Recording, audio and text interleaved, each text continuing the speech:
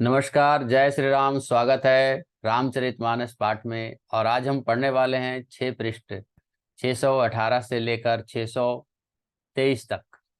अभी तक हमने 617 पृष्ठ तक पढ़ा था, जिसमें अभी अयोध्या कांड समाप्त हो गया है और अब अरण्य कांड शुरू होने वाला है। अयोध्या कांड के अंतर्गत श्री रामचंद्र जी वनवास के दौरान जो सभी लोग मिलने के लिए उन्हें से आए थे, भरत मिलाप हुआ और उन्होंने अपने खड़ाऊं उन्हें दे दिया है और अब सभी लोग विदा हो गए हैं। दोनों भाई विदा हो गए हैं। माता जी, गुरु, राजा जनक जी, प्रजा, सभी नगरवासी, सभी को उन्होंने विदा कर दिया है जंगल से, वनवास के दौरान वन्य से, और वे वापस चले गए हैं। और अब अरण्य कांड आज से शुरू हो रहा है। अरण्य कांड हम पढ़ने वाले हैं। चलिए हम शुरुआत करते हैं। मंगल भवन अमंगल हारी, द्रवहु सुदशरथ अजर बिहारी। राम सिया राम, सिया राम, जय जय राम। राम सिया राम, सिया राम, जय जय राम। श्यावर रामचंद्र की जय। पवन सुत हनुमान की जय। सीता माता की जय। भ्राता लक्ष्मण की जय। अत्रि मुनि के यहाँ हैं और अत्रि मुनि के अतिथि के रूप में भी हैं। वहां से हम शुरू होने वाला है। पृष्ठ क्रमांक 618 में सिर्फ एक ही श्लोक है। करि पूजा कही बचन सुहाये, दिए मूल फल प्रभु मन भाए। वहां श्री अत्रि जी ने को अत्रि जी के यहाँ कंद मूल फल उन्हें श्री राम जी, लक्ष्मण जी और जानकी जी को उन्होंने दिया है। और अब हम श्री रामचरितमानस का तृतीय सोपान अरण्य कांड शुरू करते हैं। श्री जानकी वल्लभो विजयत। श्याम रामचंद्र की जय। श्री गणेशाय नमः। अरण्य कांड श्लोक से शुरुआत है।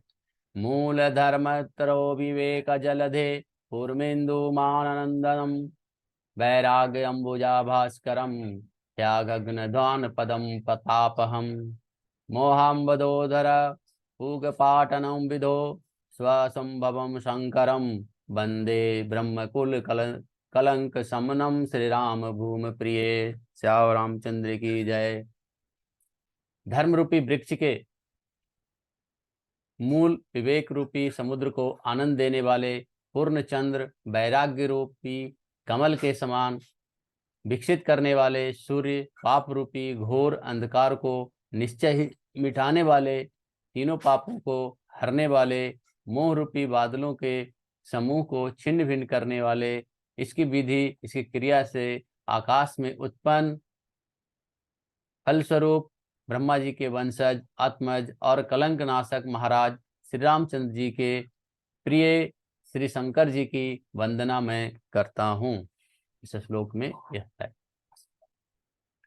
दूसरा, तानदानंद पयोध सौभगतुनुम, पीताम्बरम सुंदरम, पानो बान सरासनम, कटिल सतनुम भारंबरम, राजीवयातलोचनम, धृतजटाजुटेन सुशोभितम, सीतालक्षणम संभुतम, पथिगतम रामाभिराम भजे। श्याम रामचंद्र की जय।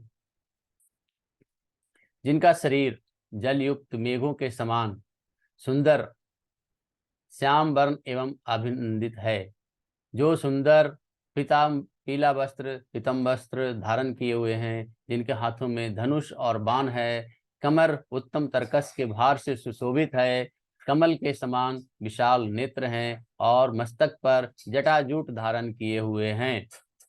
उन अत्यंत शोभायमान श्री सीता जी एवं श्री लक्ष्मण जी सहित मार्ग में चलते हुए आनंद देने वाले श्री रामचंद्र जी को मैं भजता हूँ। श्याम रामचंद्र की जय।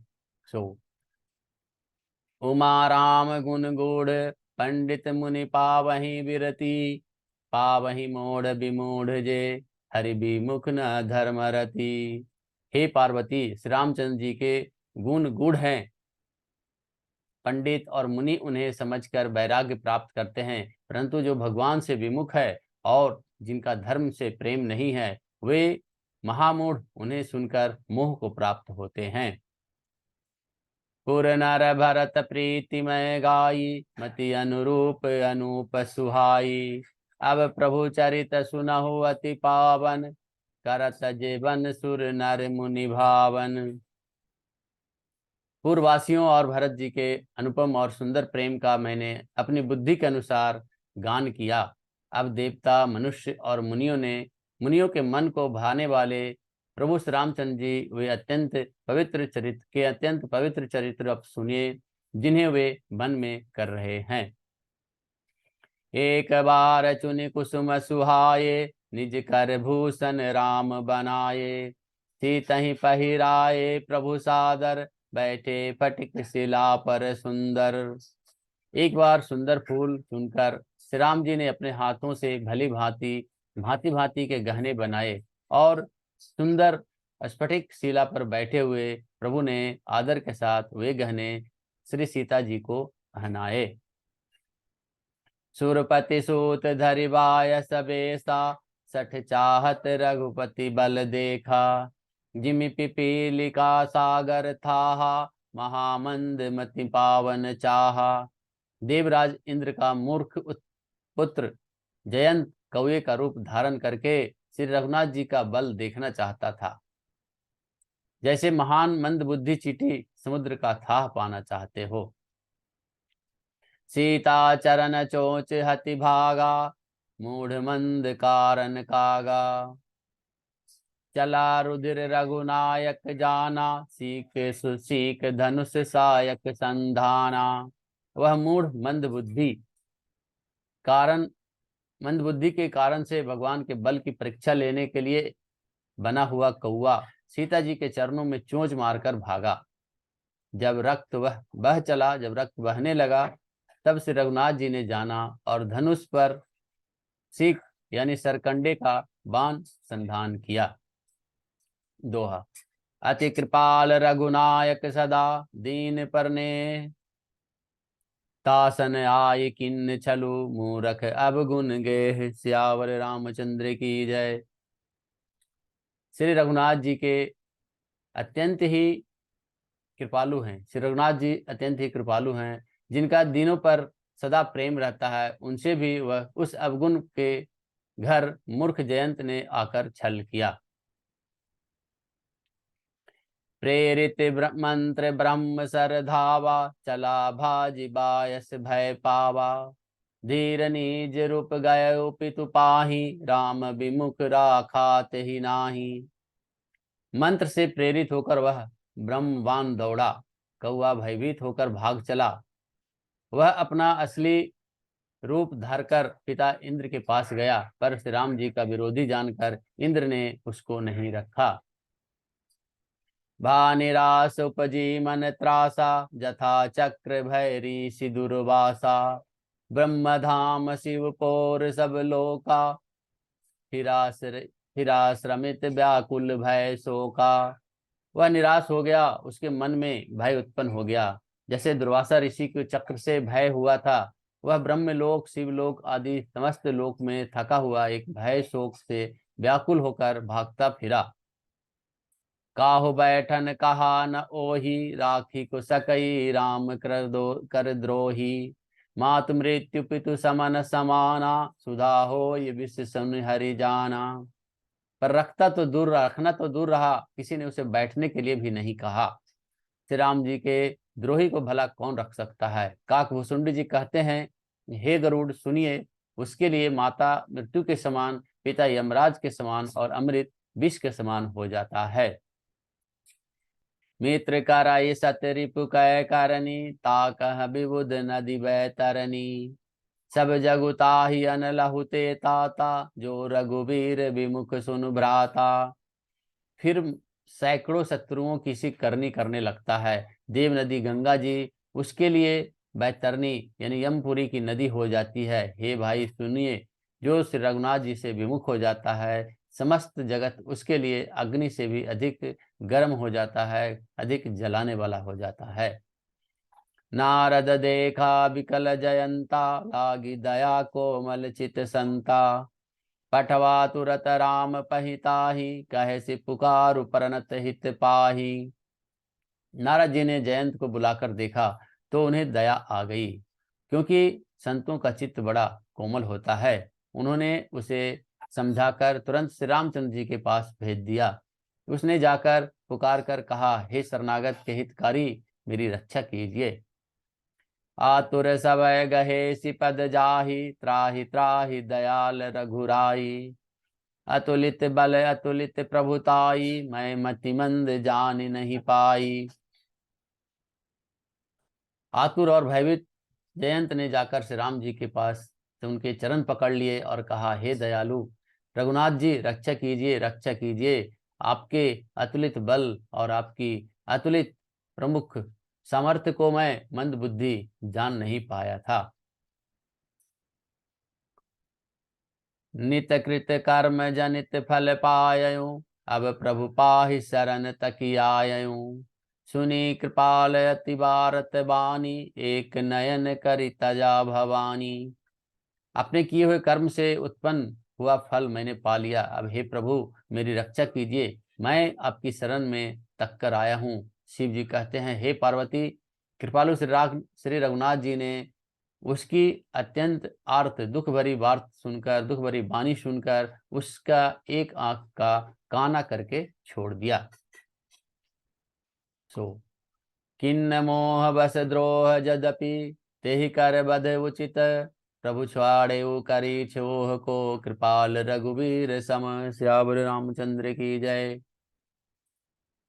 उसने मोहवश द्रोह किया था, इसलिए यद्यपि उसका वध ही उचित था, परंतु प्रभु ने कृपा करके उसे छोड़ दिया। श्री रामचंद्र जी के समान कृपालु और कौन होगा। रघुपति चित्रकूट बसी नाना, चरित किए श्रुति सुधा समाना। बहुरी राम असमन अनुमाना, हो यही भीर सब ही मोहि जाना।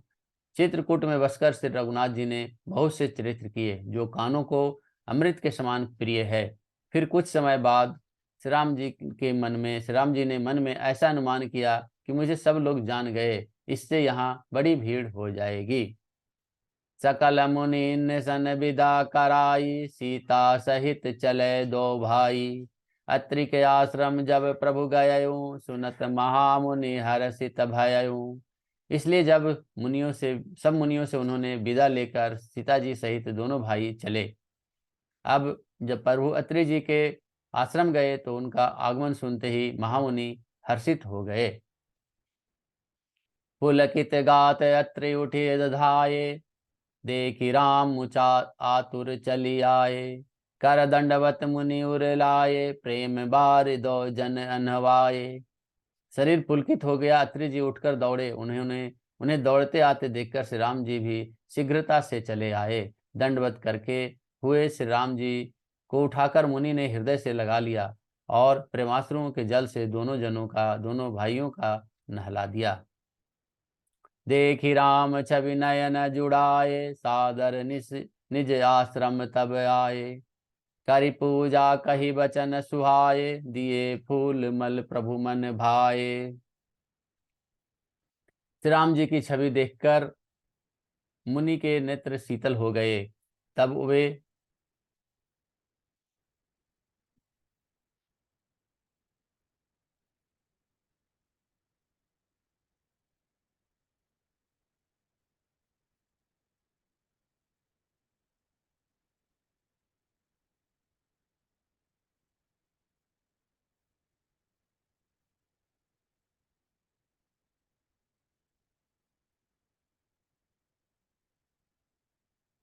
शीतल हो गए।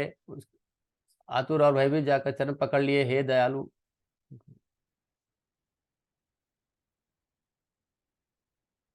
राम जी की छवि देखकर मुनि के नेत्र शीतल हो गए और वे उन्हें आदरपूर्वक अपने आश्रम में ले आए। पूजन करके सुंदर वचन कहकर मुनि ने फूल और कंद मूल फल दिए जो प्रभु के मन को बहुत ही भाए। सो प्रभु आसन आसीन भरी, लोचन शोभा निरीख। प्रभु परम प्रवीण जोरी, पानी स्तुति करत। सियावर रामचंद्र की जय। प्रभु अत्यंत ही प्रभु आसन पर विराजमान है। नेत्र भरकर उनकी शोभा देखकर परम प्रवीण मुनि श्रेष्ठ हाथ जोड़कर स्तुति करने लगे। छंद। नमामि भक्तवत्सलं कृपालुशील कोमलं भजामि ते पदामुजम अकामिना स्वदाबदम। हे भक्त वत्सल, हे कृपालु, हे कोमल स्वभाव वाले, मैं आपको नमस्कार करता हूँ। निष्काम पुरुषों की अपना परम धाम देने वाले आपके चरण कमलों को मैं भजता हूँ। निकाम श्याम सुंदरम भवामभूमनाथ मंदरम प्रफुल्ल कंजलोचनम मदादि दोष मोचनम। श्याम रामचंद्र की जय। आप नितांत सुंदर श्याम, संसार आवागमन रूपी समुद्र को मंथन के लिए मंदराचल रूप फूले हुए कमल के समान नेत्रों वाले और मद आदि दोषों से छुड़ाने वाले हैं। प्रलंब बाहु विक्रम प्रभोभमय वैभवम निसंग चाप सायकम धर त्रिलोक नायकम। श्याम रामचंद्र की जय। हे प्रभु, आपकी लंबी भुजाओं का पराक्रम और आपका ऐश्वर्य अप्रेम अप्रमेय बुद्धि के परे अथवा असीम हैं। आप तर्कस और धनुष बाण धारण करने वाले तीनों लोकों के स्वामी हैं। दिनेश वंश मंडनम महेश चाप खंडनम मुनीन्द्र संत रंजनम सुरारि वृंद भंजनम। श्याम रामचंद्र की जय। सूर्य वंश के समान महादेव जी के धनुष को तोड़ने वाले मुनि राजों और संतों के आनंद देने वाले तथा देवताओं के शत्रु अर्षों और असुरों के समूह का नाश करने वाले हैं।